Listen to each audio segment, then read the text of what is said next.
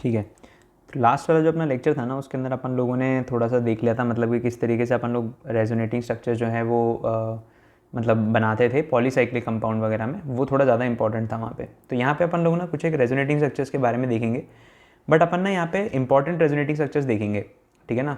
तो सब में देखेंगे, पहली बात तो कैटायंस में देखेंगे, एनायंस में देखेंगे, और रेडिकल्स में भी रेजोनेंस होता है, तो वो किस तरीके से होता है वो सारी बातें करेंगे। और मेरे को 100% श्योर है कि जितने भी मैं एग्जाम्पल बताऊंगा ना उनसे तुम कुछ नया और बढ़िया सीख करके जाओगे, ठीक है ना। तो देखना ज़रूर इसको एटलीस्ट एक बार, ठीक है ना। चलो, तो सबसे पहले अपन लोग स्टार्ट करते हैं कि भाई रेजोनेटिंग स्ट्रक्चर बनाना है, तो रेजोनेंस कई चीज़ों में हो सकता है। तो सबसे पहली जो चीज़ हम लोग ले रहे हैं वो हम ले सकते हैं भाई कैटायंस, ठीक है ना, कि कैटायंस में किस तरीके से रेजोनेंस होता है, ठीक है। तो जैसे मान लो कि अगर मैं तुम्हें एक स्ट्रक्चर दूँ, जैसे मान लो ये दे दिया मैंने और यहाँ पर मैंने क्लोरीन लगा दिया सपोज़, ठीक है, और मैं इसमें डाल दूँ AgNO3, AgNO3। तो ये AgNO3 होता है ना एक्चुअली, ये तुम जब वो पढ़ोगे क्या कहते हैं, जब तुम हाइड्रोकार्बन्स में पढ़ते हो प्योरीफिकेशन ऑफ क्या कहते हैं ऑर्गेनिक कंपाउंड्स, तो वहाँ पे तुम पढ़ते हो कि भाई AgNO3 अगर जैसे तुम AgNO3 की रिएक्शन करवाओ किसी क्लोरीन कंटेनिंग कंपाउंड के साथ में, ठीक है, तो वहाँ पे क्या होता है AgCl का PPT बन जाता है। तुमने पढ़ा होगा कि क्लोरीन कंटेनिंग जो अपने ऑर्गेनिक कंपाउंड्स होते हैं उनका अपन लोग पहले लेसिग्नेस्ट एक्सट्रैक्ट बनाते हैं, उसके बाद में अपन क्या करते हैं उनकी AgNO3 के साथ में रिएक्शन कराते हैं तो AgCl बन जाता है। तो मतलब इन शॉर्ट तुम्हें बस इतना ध्यान रखना चाहिए, पता होना चाहिए कि यहाँ पे एक कार्बोकेटाइन ये बनेगा और बन जाएगा AgCl। अब ये AgCl तो क्या कर लेता है, प्रेसिपिटेट कर लेता है। ये जो कार्बोकेटाइन है ना ये बहुत इंपॉर्टेंट है, इसको हम लोग बोलते हैं भैया एलाइलिक कार्बोकेटाइन। क्या बोलते हैं, एलाइलिक कार्बोकेटाइन। देखो एलाइलिक कार्बोकेटाइन जो है ना उसका अगर मैं रेजोनेटिंग स्ट्रक्चर बनाना चाहूँ तो एक चीज़ ध्यान रखना, लोगों को ना बहुत प्रॉब्लम आती है कैटायंस के अंदर रेजोनेटिंग स्ट्रक्चर बनाने में, पता नहीं क्यों। उनको है ना वो एक कंसेप्ट नहीं समझते, वो ये है कि भाई देखो ये जो कार्बन एटम है ना ये वाला, ये कैसा कार्बन है, ये इलेक्ट्रॉन डेफिशिएंट कार्बन एटम है। बताओ अगर ये इलेक्ट्रॉन डेफिशिएंट है तो ये क्या चाहेगा कि इसके पास इलेक्ट्रॉन है, तो इसके पास इलेक्ट्रॉन कब आएंगे, जब ये पाई बॉन्ड यहाँ से यहाँ मूव करेगा, है कि नहीं।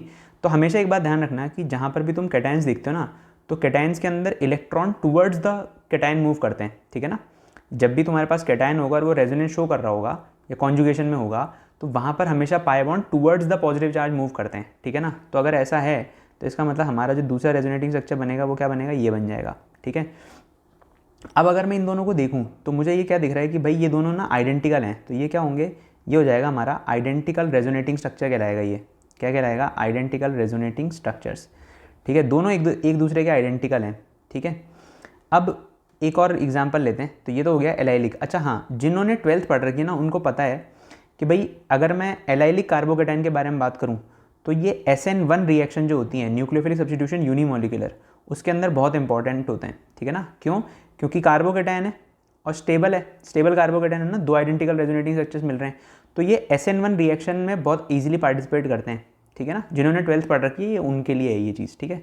अगर आपने 12th नहीं पढ़ी है तो आप ये SN1 वाली चीज़ को अभी आप थोड़ा सा स्किप कर सकते हो, ठीक है ना। ठीक है, दूसरा जो तुम ले सकते हो वो ये है कि भाई जैसे मान लो मैंने तुम्हें ले दिया ये वाला एक कंपाउंड बना के दिया और यहाँ पे Cl लगा दिया बेंजाइल क्लोराइड और फिर मैंने डाला AgNO3, तो वापस वही होगा, प्रेसिपिटेशन रिएक्शन होगी और तुम जानते हो कि क्या बन जाएगा भाई, बेंजाइलिक कार्बोकेटाइन बनता है प्लस AgCl बन जाता है, AgCl प्रेसिपिटेट हो जाएगा। इसको हम लोग क्या बोलते हैं भाई, बेंजाइलिक कार्बोकेटाइन, क्या बोलते हैं, बेंजाइलिक CC। अब ये जो बेंजाइलिक CC है ना ये भी एक्चुअली SN1 के लिए बहुत अच्छी रिएक्टिविटी शो करता है। ये क्या करता है, SN1 में बहुत अच्छी रिएक्टिविटी शो करता है। क्यों, क्योंकि अगर तुम इसके रेजोनेटिंग स्ट्रक्चर बनाओगे तो तुम्हें ना 5 रेजोनेटिंग स्ट्रक्चर देखने को मिलेंगे। देख लेते हैं 5 मिलेंगे नहीं मिलेंगे, कैसे मिलेंगे। ये पॉजिटिव चार्ज है, ये हमारे पास में डबल बॉन्ड हो गए। अभी मैंने एक लाइन बोली कि भाई जहाँ पर भी तुम्हें कैटायन दिख जाए ना तो हमेशा इलेक्ट्रॉन कहाँ मूव करते हैं, टूवर्ड्स द कैटायन मूव करेंगे। तो ये वाले इलेक्ट्रॉन कहाँ जाएंगे, इधर। तो अगर ये इलेक्ट्रॉन इधर चले गए तो तुम्हारा जो रेजोनेटिंग स्ट्रक्चर बनेगा वो कैसा बनेगा, डबल बॉन्ड, यहाँ आएगा पॉजिटिव, यहाँ डबल, यहाँ डबल। अब ये वाला बॉन्ड यहाँ मूव करेगा क्योंकि भाई पॉजिटिव चार्ज की तरफ पाई बॉन्ड मूव कर रहा है। अच्छा, कई लोगों को डाउट होता है कि सर ये वाला घुमा देते, अरे घुमा सकते थे, कोई दिक्कत नहीं है, पर इसको घुमाता ना अगर मैं तो यहाँ से यहाँ पहुँच जाता, तो वही चीज़ वापस थोड़ी बनाऊँगा, ठीक है। तो अब देखो तुमने ये मूव किया तो तुम्हारे पास जो अगला रेजोनेटिंग स्ट्रक्चर बनेगा वो कैसा बन जाएगा, वो बनेगा कुछ ऐसा, पॉजिटिव चार्ज यहाँ आ जाएगा, डबल बॉन्ड यहाँ आ जाएगा। अब इसको मूव कर दो इधर, वही कंसेप्ट है कि पॉजिटिव चार्ज की तरफ मूव कर दो पाई बॉन्ड को, तो अब ये कैसा बनेगा, पॉजिटिव, यहाँ डबल, यहाँ डबल, यहाँ डबल। फिर अब की बार क्या होगा, ये यहाँ जल जाएगा। तो अब की बार कैसा बनने वाला है, जो अपना बनेगा वो कैसा होगा, यहाँ पर आएगा पॉजिटिव, यहाँ डबल, यहाँ डबल, यहाँ डबल। तो बेंजाइलिक कार्बोकेटायन है ना, उसके अंदर हमारे पास में टोटल कितने बन रहे हैं, 5 रेजोनेटिंग स्ट्रक्चर। कल भी मैंने ये चीज़ बताई थी कि भाई ये वाला और ये वाला जो रेजोनेटिंग स्ट्रक्चर है ये दोनों आइडेंटिकल नहीं है, ठीक है ना, दीज आर नॉट आइडेंटिकल। क्यों? क्योंकि जहाँ पे इसमें सिंगल है, सिंगल बॉन्ड है, वहाँ पर इसमें क्या आ रहा है, डबल बॉन्ड आ रहा है, ठीक है। तो ये सबसे इंपॉर्टेंट चीज़ है। कई लोगों को यहाँ पर भी डाउट होता है कि भाई ये दोनों तो सर आइडेंटिकल ही दिख रहे हैं मेरे को, तो भाई वो आइडेंटिकल नहीं है। क्यों? क्योंकि जिसमें यहाँ पे सिंगल बॉन्ड है वहाँ पे यहाँ पे क्या है, डबल बॉन्ड है, ठीक है। ये हमने पढ़ लिया बेंजाइलिक कार्बोकेटायन। ये तुमने पढ़ा होगा जब तुम रिएक्शन मैकेनिज्म पढ़ते हो, अगर तुम ट्वेल्थ में हो, ठीक है ना। अगर तुम 11th में हो तब तो तुम्हें ये SN1 वाला कंसेप्ट समझ में नहीं आ रहा होगा, ठीक है। अच्छा, अब जो लोग 12th में वो एक और चीज़ समझ सकते हैं। देखो कई बार ना कई जगहों पे ऐसा होता है, वो पूछते हैं कि भाई बेंजाइलिक ज़्यादा स्टेबल है या एलाइलिक ज़्यादा स्टेबल है, बेंजाइलिक ज़्यादा स्टेबल है या एलाइलिक ज़्यादा स्टेबल है।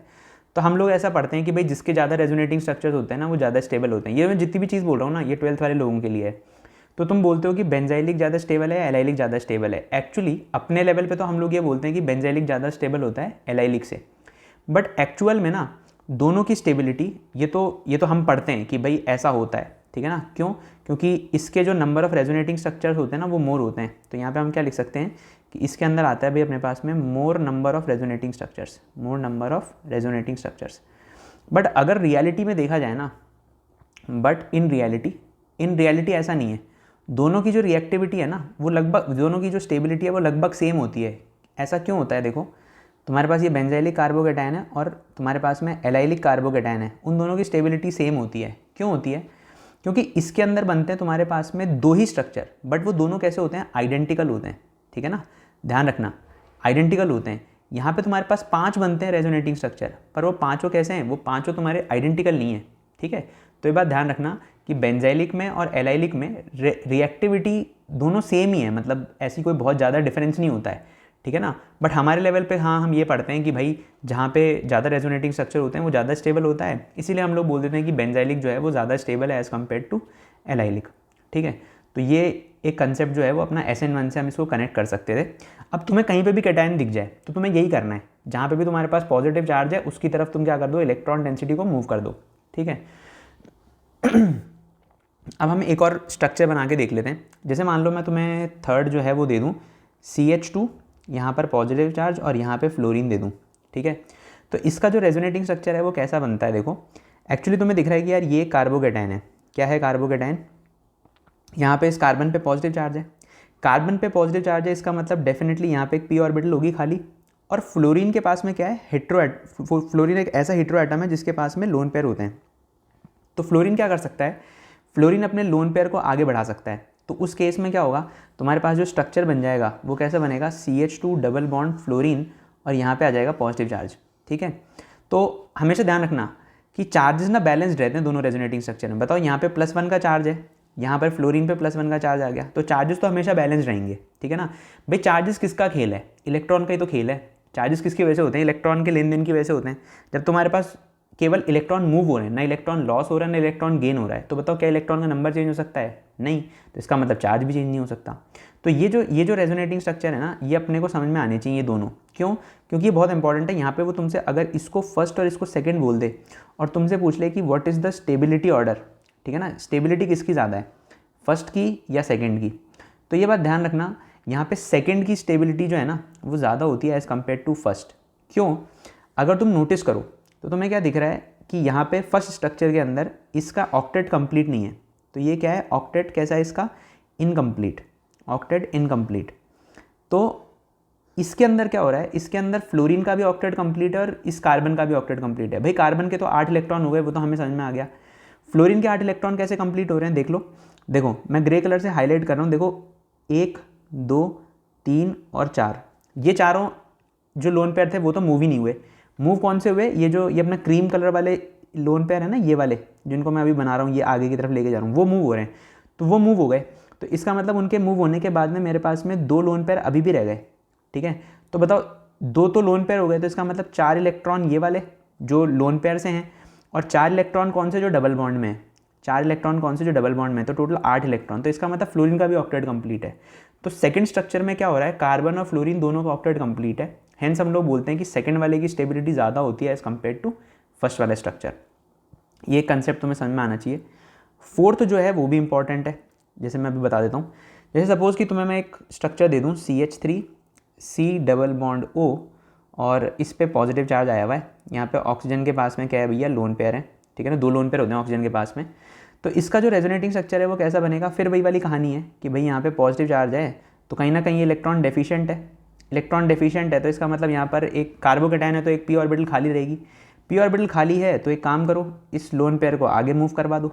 आगे मूव करवाओगे तो क्या बनेगा बताओ, आगे मूव करवाने पे मेरे पास में बनेगा CH3 C 3 बॉन्ड ऑक्सीजन, और ऑक्सीजन पर क्या आ जाएगा, पॉजिटिव। क्या चार्जेस कंजर्व्ड हैं, हाँ, यहाँ पे कार्बन पे +1 का चार्ज है, यहाँ पे ऑक्सीजन पे +1 का चार्ज है, चार्जेस बैलेंस्ड हैं। अब तुमसे फिर वही पूछूं कि भाई बताओ यहाँ पे कौन ज़्यादा स्टेबल है, तो हम बोलेंगे कि अगर मैं इसको बोल दूँ फर्स्ट स्ट्रक्चर है, ये सेकेंड स्ट्रक्चर है, किसकी स्टेबिलिटी ज़्यादा है, तो यहाँ पे जो स्टेबिलिटी है वो सेकेंड की ज़्यादा आएगी एज़ कम्पेयर टू फर्स्ट। ऐसा क्यों हो रहा है, क्योंकि देखो यहाँ पे इस कार्बन का ऑक्टेट कैसा है, इनकम्प्लीट है, ऑक्टेट इनकम्प्लीट है, ठीक है, क्योंकि कार्बोकेटायंस में ऑक्टेट इनकम्प्लीट होता है, ये मैं बता चुका हूँ पहले ही। और यहाँ पे सारे के सारे एटम्स का ऑक्टेट कंप्लीट है। देखो मूव कौन से इलेक्ट्रॉन किए थे, ये दोनों इलेक्ट्रॉन मूव किए थे, तो ये दोनों बैठे हुए रहेंगे ना, कौन से, ये ब्लू वाले जो मैंने अभी बनाए, ये दोनों कैसे रहेंगे, बैठे रहेंगे, तो ये दोनों अभी बैठे। तो 2 इलेक्ट्रॉन तो तुम्हारे हो गए जो ब्लू कलर वाले में हैं, और जो तुम्हारे ये क्रीम कलर वाले हैं ना वो कितने, 6 इलेक्ट्रॉन है, तो टोटल कितने हो गए, 8 इलेक्ट्रॉन हो गए ना। तो ऑक्सीजन के 8 इलेक्ट्रॉन कंप्लीट हो रहे हैं और कार्बन के भी 8 इलेक्ट्रॉन कंप्लीट हो रहे हैं, तो ऑक्टेट कंप्लीट है। हेंस हम लोग बोलेंगे कि सेकंड की स्टेबिलिटी ज़्यादा होगी फर्स्ट से। अब ये स्ट्रक्चर ना तुमने कहीं, अगर तुम 12th में हो, वापस कह रहा हूँ, अगर तुम 12th में हो तो तुमने ये स्ट्रक्चर कहीं ना कहीं देखा होगा, तुम्हें याद आया अगर, तो इसी स्ट्रक्चर को हम लोग क्या बोलते हैं, एसाइलियम आयन बोलते हैं। क्या बोलते हैं, एसाइलियम आयन होता है, ठीक है। एसाइलियम आयन क्या होता है, CH3 C double bond O positive. तुम चाहो तो इसी का दूसरा रेजोनेटिंग स्ट्रक्चर बना के देख सकते हो, तुमने पढ़ी होगी ना फ्रीडल क्राफ्ट एसाइलेशन, ठीक है ना। फ्रीडल क्राफ्ट एसाइलेशन में यही बनता है, फ्रीडल क्राफ्ट एसाइलेशन के अंदर। तो इसको कैसे बनाया जाता है वो भी बता देता हूँ। मान लो तुम्हारे पास में एक एसाइल क्लोराइड है और तुमने उसमें AlCl3 डाल दिया है, तो AlCl3 क्या होता है, ये एक लुइस एसिड है। ये क्या है, लुइस एसिड है। तो अगर ये लुइस एसिड है तो इससे Cl माइनस लेके जाएगा, ये क्या बना लेगा, RC डबल बॉन्ड O, यहाँ पे पॉजिटिव चार्ज, और ये क्या बन जाएगा, AlCl4 माइनस, और बेंजीन रिंग इसके ऊपर अटैक कर देगी, ठीक है, बेंजीन रिंग इसके ऊपर अटैक कर देगी तो क्या हो जाएगी, फ्रीडल क्राफ्ट एसाइलेशन रिएक्शन हो जाएगी। तो ध्यान रखना ये एसाइलियम आयन है और फ्रीडल क्राफ्ट रिएक्शन के अंदर यूज़ किया जाता है, ठीक है। चलो ये कहानी हमें समझ में आ गई। एक बड़ा अच्छा एग्जाम्पल लेते हैं अपन लोग कैटायंस के अंदर, जो है अपने पास में, मान लो मैं तुम्हें एक स्ट्रक्चर बना के बताऊँ यहाँ पे और यहाँ पे क्लोरीन। अब मैं तुमसे पूछूं कि भाई बताओ यहाँ रेजोनेंस हो सकता है क्या, तो आधे से ज़्यादा लोग यहाँ पे गलती करते हैं। क्यों, क्योंकि देखो यहाँ पर क्या है, वो लोग ये बोलते हैं कि यहाँ पर रेजोनेंस नहीं हो सकता, बट एक्चुअल में यहाँ रेजोनेंस हो सकता है। क्यों, क्योंकि तुम्हें पता है कि यार क्लोरीन एक थर्ड पीरियड का एलिमेंट है, ठीक है ना। और क्लोरीन के पास में क्या होता है, क्लोरीन के पास में होती है भैया vacant D orbital, vacant D orbital, ठीक है। देखो अब एक बहुत ध्यान से चीज़ समझना, जब तुम कार्बोकेटायन के अंदर कर रहे थे, जब तुमने कोई भी कार्बो, जैसे मान लो ये 4th वाला एग्जाम्पल है जो, इसमें हम देख रहे थे कि यहाँ पे हमारे पास में एक एम्प्टी p ऑर्बिटल है। क्या है, एम्प्टी p ऑर्बिटल। तो अगर p ऑर्बिटल एम्प्टी है तो तुम इलेक्ट्रॉन डेंसिटी खींच रहे हो बगल वाले हीट्रो एटम से, है कि नहीं, ऑक्सीजन से इलेक्ट्रॉन डेंसिटी खींच रहे हो। अब यहाँ पर क्या हो रहा है, यहाँ पर भी वैकेंट ऑर्बिटल है, पर इस बार कौन सी है, डी ऑर्बिटल है वैकेंट। पिछले वाले केस में तो p ऑर्बिटल थी, इस वाले में डी ऑर्बिटल है, तो ये भी तो इलेक्ट्रॉन डेंसिटी खींच सकता है। तो यहाँ पर भी रेजोनेंस होता है, ठीक है ना, लोग ये भूल जाते हैं, ठीक है ना। यहाँ पे पॉजिटिव चार्ज और यहाँ पे क्लोरीन के साथ में डबल बॉन्ड बन जाता है। तो हम यही ये बात बहुत इंपॉर्टेंट है, ध्यान रखना कि क्लोरीन के पास में क्या होता है, क्लोरीन के पास में होती हैं भैया वैकेंट डी ऑर्बिटल्स, जिसकी वजह से वो रेजोनेंस में पार्टिसिपेट कर सकता है, ठीक है। सिमिलरली अगर तुम देखना चाहो तो जो बेंजीन रिंग के ऊपर क्लोरीन लगा हुआ होता है, जब बेंजीन रिंग के ऊपर क्लोरीन लगा हुआ होता है तो वो क्या कर सकता है, वो अपने लोन पेयर की वजह से इलेक्ट्रॉन डेंसिटी प्रोवाइड भी कर सकता है रिंग को, और चाहे तो वो इसी बेंजीन रिंग से इलेक्ट्रॉन डेंसिटी खींच भी सकता है। कैसे, इसके पास में वैकेंट डी ऑर्बिटल है, उसके अंदर खींच सकता है, ठीक है। तो चलो अभी इस वाले कंसेप्ट को तो हटा दो, क्योंकि ये तो मैं वापस बताऊंगा, ठीक है। अभी तो तुम केवल ये समझो कि भाई क्लोरीन के पास में वैकेंट डी ऑर्बिटल है। ये चीज़ें, ये जो क्लोरीन वाला भी मैंने बताया ना बेंजीन रिंग पे, ये तो आएगा आगे भी, मैं कवर करवाऊंगा इसको, ठीक है। तो यहाँ तक हमने कंक्लूजन निकाल लिया। कंक्लूजन ये निकाला कि भाई कभी भी कैटायन हो या ऐसा क्लोरीन वाला सिस्टम हो जिसमें तुम्हारे पास में वैकेंट ऑर्बिटल है, वैकेंट p भी हो सकती है, d भी हो सकती है, तो तुम्हें रेजोनेटिंग स्ट्रक्चर कैसे बनाना है, इलेक्ट्रॉन डेंसिटी को एम्प्टी ऑर्बिटल की तरफ मूव करा के। ये तो पढ़ लिया हमने कैटायंस के बारे में। अब हम लोग आ जाते हैं एनायंस के ऊपर, ठीक है ना। किस में आ जाते हैं? एनायंस में, कि भाई एनायंस में कैसे रेजोनेंस होता है। देखो एनायन कैसे होते हैं? इलेक्ट्रॉन रिच सिस्टम होते हैं। एनायंस कैसे होते हैं? इलेक्ट्रॉन रिच सिस्टम होते हैं। तो इलेक्ट्रॉन रिच सिस्टम है तो इलेक्ट्रॉन डेंसिटी अपनी तरफ नहीं खींचेगा, इलेक्ट्रॉन डेंसिटी आगे की तरफ बढ़ाएगा। तो इसके अंदर क्या होगा, ये वाला इलेक्ट्रॉन ना आगे बढ़ेगा, जो नेगेटिव चार्ज है ना वो हमेशा आगे बढ़ता है। पॉजिटिव चार्ज में क्या हो रहा था, electron density towards the positive charge आ रही थी। नेगेटिव चार्ज में इलेक्ट्रॉन डेंसिटी नेगेटिव चार्ज से दूर की तरफ जा रही है। तो हम लोग इसको कैसे बनाएंगे, देखो ये कुछ ऐसा आएगा कि यहाँ डबल, यहाँ नेगेटिव, यहाँ डबल। अब फिर इसको आगे बढ़ाओ, ये यहाँ जाएगा, ये यहाँ आ जाएगा। तो ये कैसा बन जाएगा भाई तुम्हारे पास में, यहाँ डबल, यहाँ डबल, यहाँ नेगेटिव। फिर ये आगे बढ़ेगा तो ये वाला घूम के यहाँ आ जाएगा। तो ये कैसा बनेगा, देखो यहाँ नेगेटिव, यहाँ डबल, यहाँ डबल, ये घूम करके इधर आएगा। तो अब कैसा बनेगा, देखो अब बन जाएगा कुछ ऐसा कि यहाँ नेगेटिव, यहाँ डबल और यहाँ डबल। अब नेक्स्ट स्ट्रक्चर में जैसे ही मैं इसको यहाँ घुमा के यहाँ लाऊंगा ना, तो ये चीज़ बन जाएगी वापस, ठीक है। तो इसका मतलब मैं और नहीं बना सकता रेजोनेटिंग स्ट्रक्चर्स। तो मेरे पास यहाँ पे जो टोटल रेजोनेटिंग स्ट्रक्चर्स बन रहे हैं वो कितने बन रहे हैं भैया, 5 ही बन रहे हैं, ठीक है। 5 ही रेजोनेटिंग स्ट्रक्चर बन रहे हैं, ठीक। ये कहानी मेरे को समझ में आनी चाहिए। तो एनायंस में बहुत आसान है। एनायंस में क्या करना है, नेगेटिव चार्ज को मूव कराना होता है हमेशा, ठीक है। अब जैसे मान लो मैं तुम्हें एक दे दूँ carbonate ion, C double bond O minus और O माइनस, इसको क्या बोलते हैं, CO3 2 नेगेटिव, ठीक है ना।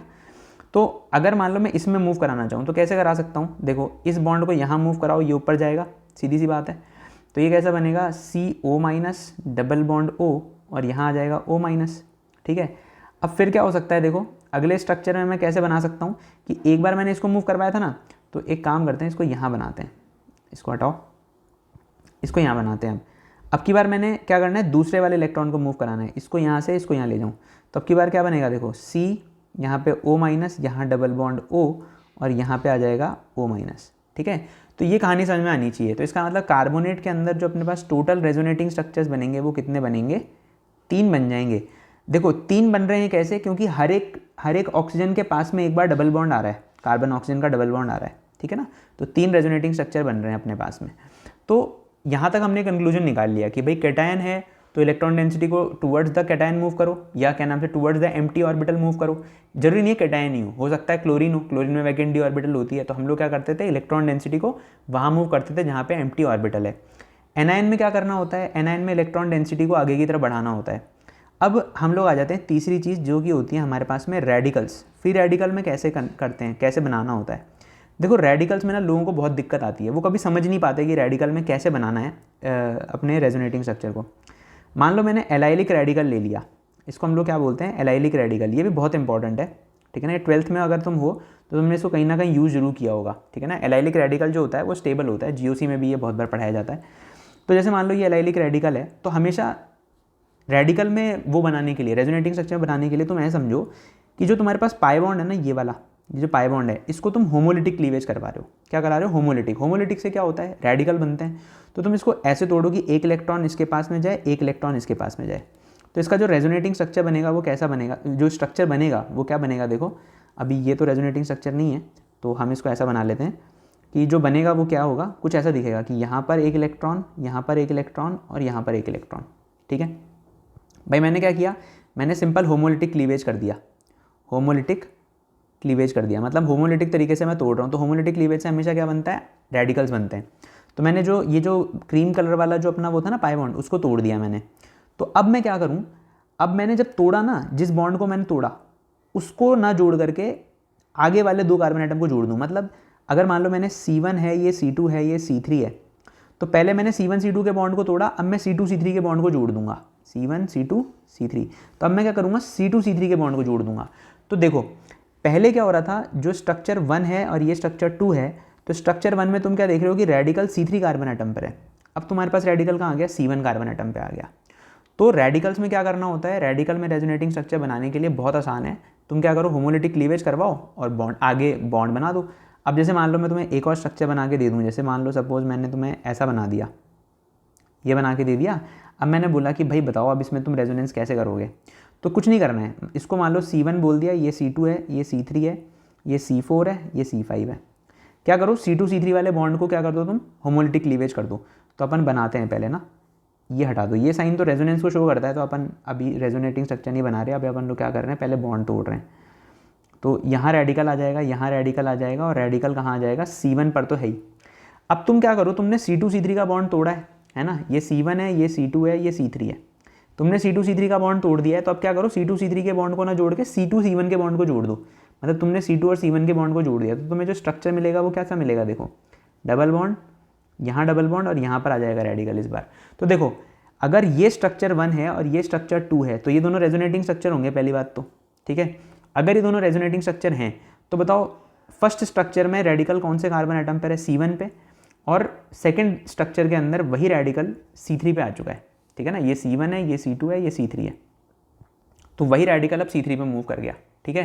तो ये बात ध्यान रखना, यहाँ से तुमने जो भी सीखा ना, इससे तुम्हें कोई भी रेडिकल बना करके दे दे, वो तुम्हें अब कंसेप्ट समझ में आ चुका है। देखो अब ज़्यादा एग्जाम्पल करने से बढ़िया ये है कि आप कंसेप्ट सीख लो, ठीक है ना। अब अपने आप बनाते रहो बैठ करके।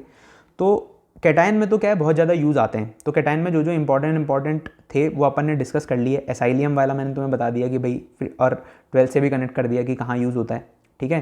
क्लोरीन वाला ये एग्जाम्पल बहुत इंपॉर्टेंट है, ये क्लोरीन वाला यूजुअली लोग बाग जो है ध्यान नहीं रखते, ठीक है। फिर अपने पास में ये एनायंस में क्या करना होता है, इलेक्ट्रॉन डेंसिटी को दूर की तरफ मूव करते हैं, कैटायंस में टूवर्ड्स द कैटायंस में या कहीं पे भी जहाँ पे वैकेंट ऑर्बिटल है वहाँ पे towards the vacant orbital move करते हैं। रेडिकल्स में कैसे बनाते हैं, रेडिकल में कभी भी अगर रेजोनेटिंग स्ट्रक्चर बनाने को दिया गया है तो होमोलिटिक क्लीवेज करो, और होमोलिटिक जिस कार्बन एटम के बीच में तुम होमोलिटिक कर रहे हो उसके आगे वाले जो कार्बन एटम है उनको जोड़ दो। जैसे तुमने ये स्ट्रक्चर देखा, ये वाला स्ट्रक्चर तो देखा है हमने, इसमें हम लोग क्या कर रहे हैं, C1 C2 को तोड़ रहे हैं और C2 C3 को जोड़ रहे हैं, तो ये दूसरा रेजोनेटिंग स्ट्रक्चर बन गया, ठीक है। तो ये बहुत आसान है, कुछ ज़्यादा नहीं है रेजोनेटिंग स्ट्रक्चर बनाने में। मैंने तुम्हें पॉलीसाइक्लिक में रेजोनेटिंग स्ट्रक्चर बनाना पिछले वीडियो में ही समझा दिया है। तो मेरे को लगता है कि अगर तुम्हारे पास में बेसिक अंडरस्टैंडिंग ये वाली है तो तुम ना अब रेजोनेटिंग स्ट्रक्चर बहुत आसानी से बना सकते हो, कोई बहुत बड़ी चीज़ नहीं है। बस अब ये है कि हाँ भाई, तुम्हें ना थोड़ा सा समझ करके बनाना पड़ेगा, ठीक है। और वही लास्ट में तो मैं यही कहूँगा कि भाई देखो, अगर आपको कंटेंट अच्छा लग रहा है, आपको लग रहा है कि हाँ यार आपकी चीज़ें जो हैं वो कनेक्ट हो रही हैं, जैसे 11th में जो अपन सीखा उसको हम 12th से कनेक्ट कर रहे हैं, अगर तुम 12th के स्टूडेंट हो तो तुम्हें ये काफ़ी यूज़फुल लगेगा। तो अगर तुम्हें लगता है कि हाँ यार ये चीज़ यूज़फुल आ रही है तो प्लीज़ है ना, लाइक कमेंट शेयर और सब्सक्राइब जरूर से किया करो यार, उससे बहुत मोटिवेशन मिलता है। इनफैक्ट मैं ना हर रोज़ चेक करता हूँ कि मेरे सब्सक्राइबर कितने, अगर जिस दिन सिंगल से डबल डिजिट हुए थे तो मुझे पता उस दिन कितनी खुशी हुई थी, ठीक है। तो तुम अगर ये चाहते हो कि हाँ यार तुम्हें ऐसा कंटेंट मिले जो बहुत बढ़िया कंटेंट हो, जो मतलब चीज़ें कनेक्ट करे, तुम 15-20 मिनट अगर सोने से पहले मेरे वीडियो देख लोगे तो मैं तुम्हें बता रहा हूँ, मैं तुम्हें कुछ ऐसा सिखा जाऊँगा जो तुम्हारे एग्जाम में बहुत ज़्यादा यूज़फुल रहेगा, ठीक है ना। तो इसको प्लीज़ आगे बढ़ाओ, अपने दोस्तों को बताओ, और इस चैनल को ना आगे ग्रो करने में हेल्प करो, कंट्रीब्यूट करो, ठीक है। चलो थैंक यू, नेक्स्ट वीडियो में मिलते हैं कुछ नई चीज़ों के साथ में, तब तक मज़े करो।